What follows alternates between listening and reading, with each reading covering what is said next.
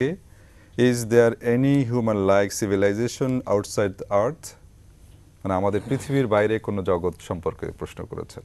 জি জি, এটা আমরা একবার এই দিগন্ত টেলিভিশন থেকে তথ্য দেওয়ার পরে কিন্তু বিরাট একটা আলোচনার একটা তুফান সৃষ্টি হয়েছিল। অভিভূত হয়েছিলেন বা বিস্ময় সবাই করেছিলেন যে কোরআন এটা আছে, আসলে তো আছে।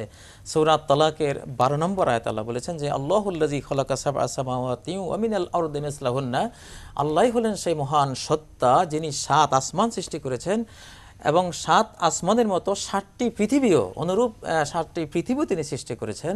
ইয়াতানাজ্জালুল আমরু বাইনাহুন্না, সেখানেও আল্লাহর আদেশ নিষেধ সমানে অবতীর্ণ হয়।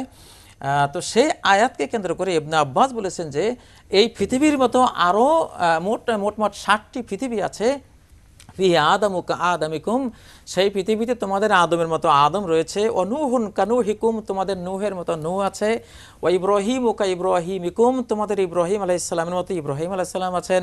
বলতে বলেছেন মুহাম্মাদুন কা মুহাম্মাদিকুম, তো এই পৃথিবীর মুহাম্মদ সাল্লাল্লাহু আলাইহি সাল্লামের মতো এই নামের সেখানেও মুহাম্মদ সাল্লাল্লাহু আলাইহি সাল্লাম আছেন। যদিও এই পৃথিবীর নবীদের এবং মুহাম্মদ সাল্লাল্লাহু আলাইহি সাল্লামের মর্যাদা অনেক বেশি আশরাফুল মাখলুকাত, অন্যান্য পৃথিবী যদিও নাম এক কিন্তু মর্যাদা এরকম না, কিন্তু আছে। ইমাম বাইহাকি হাদিসটিকে সহিহ বলেছেন, তাফসীর ইবনে কাসিরের মধ্যে হাদিসটি এসেছে।